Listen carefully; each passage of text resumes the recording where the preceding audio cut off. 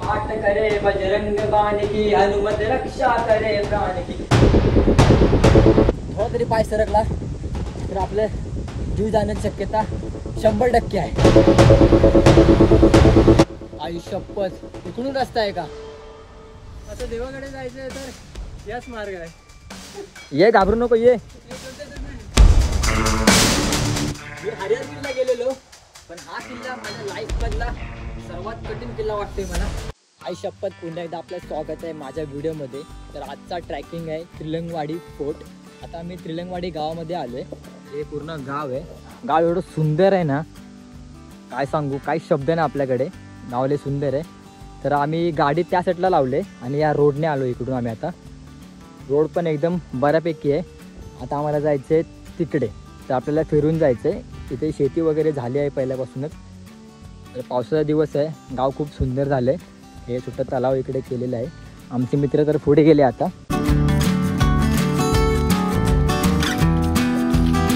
त्रिंगलवाडी किल्ला हा नाशिक जिल्ह्यातील इगतपुरी तालुक्यामध्ये आहे। किल्ल्याच्या जवळचं गाव बोलायला गेलं तर त्रिंगलवाडी गाव। जेव्हा आपण गावातून राईड घेतो ना, या साईडून राईड घेतो, तेव्हा आपल्याला सुंदर लेणी बघायला भेटते।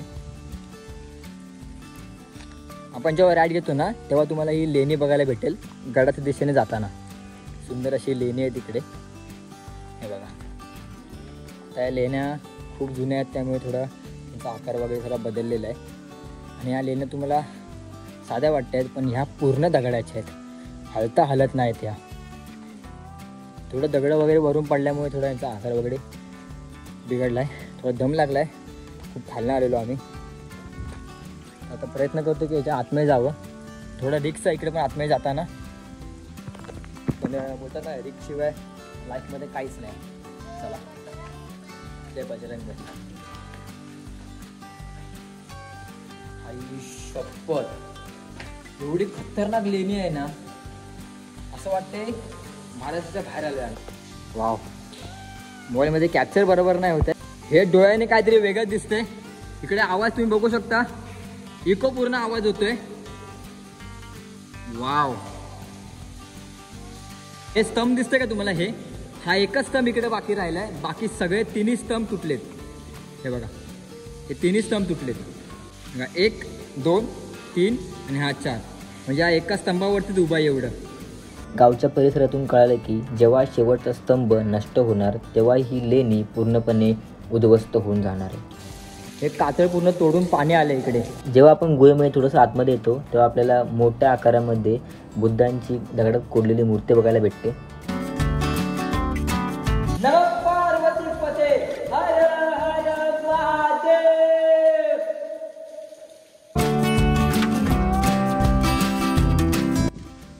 जेव्हा आपण गावातून खाली वरती येतो, तेव्हा आपल्याला 2 छोटे वाडे लागतात गवताचे।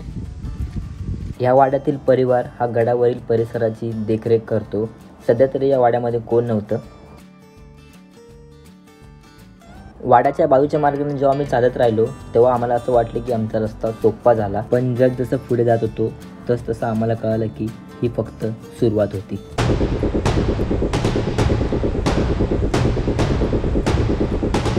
तुम्हाला सांगतो, इथून एवढा रिक्स आहे ना, वरून मोठे मोठे दगड सुद्धा पडू शकतात, त्यामुळे थोडा सांभाळून जावा।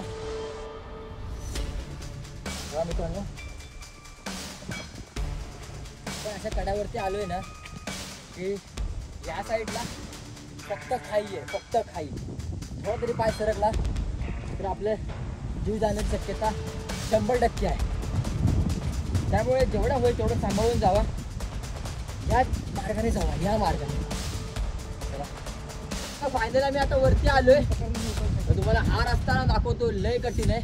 अनुभव खूप जुना होता, पण या अनुभवापुढे माझा अनुभव फिका पडत होता। त्यामुळे विचार न करता घातलेले शूज बाजूला काढले आणि उघड्या पायाने पायऱ्या चढायची सुरुवात केली।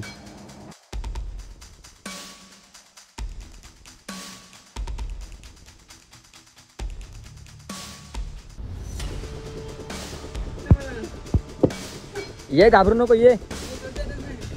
अरे तिकडून चढ ना। मी हरिहर किल्ला गेलेलो, पण हा किल्ला माझ्या लाईफ मधला सर्वात कठीण किल्ला वाटतोय मला। कारण की पावसामुळे हा एवढा स्लिपी झालाय ना, तिकडून मी चढताना चपला काढलेल्या अक्षरशः. लय खतरनाक किल्ला आहे आम्हाला.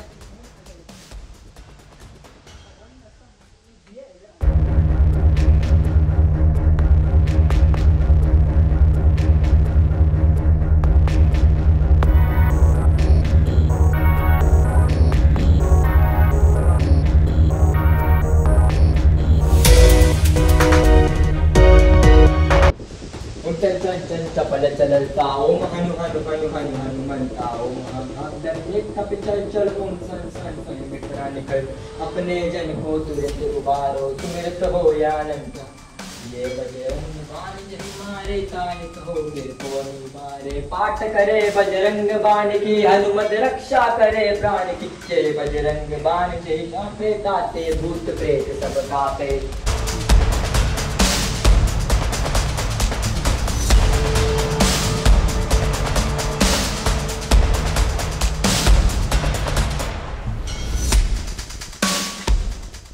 वीर मारुती प्रवेशद्वारानंतर आपण आलो आहेत गडाच्या उंच भागी म्हणजे गडाच्या टोकावरती.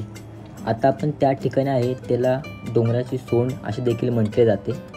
पण या डोंगराच्या सोंडाजवळ येण्यासाठी तुम्हाला आधी या 2 दगडामध्ये जी तयार झालेली वाट आहे त्या वाटेने तुम्हाला पुढे जावं लागतं. त्यानंतर ते डोंगराचा तुम्ही सुंदर निसर्ग बघता.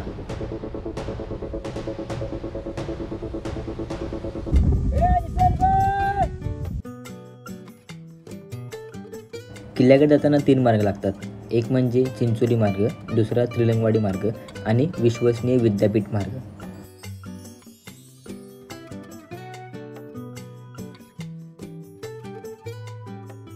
आपण जेव्हा डोंगराच्या सोंडापासून खाली येतो तुम्हाला एक मंदिर बघायला भेटेल.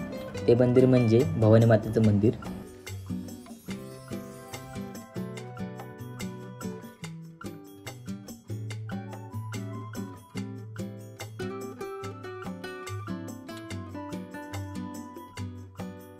मंदिराच्या समोरचा परिसर हा पूर्णपणे डोंगर रांगांनी भरलेला आहे. कातळ कोरलेल्या टाकीचे पाणी पिण्याची मजाच वेगळी असते. चला, आजचा अनुभव खूप चांगला होता, आई शपथ सांगतो. चला आता मंदिराच्या पाया पडून आपण जेव्हा घरी जायचा प्रयत्न करतो तेव्हा आपल्याला 2 रस्ते दिसतात. आम्ही जेव्हा आलेलो तेव्हा एका कठीण रस्त्याने आलेलो आणि जायचा मार्ग आपल्याला सोपा रस्ता म्हणून भेटला जातो. तर आता आमचा हा मार्ग आहे जाण्याचा घरी. तुम्हाला मंदिर मागच्या साईडला दिसेल. मंदिराच्या बरोबर लेफ्ट साईडला तुम्हाला रस्ता दिसेल घरी जायचा. आम्ही आलेलो तो त्या मागच्या साईडने आलेलो. हा रस्ता खूप चांगला आहे, प्रमाणात आहे. आई शपथ सांगतो, तुम्हाला ही व्हिडिओ आवडली असेल ना तर फक्त शेअर करा, लाईक करा, सबस्क्राईब करायला मी बोलणार नाही. तुम्हाला आवडत असेल तर करा. चला भेटू नंतर. जय महाराष्ट्र.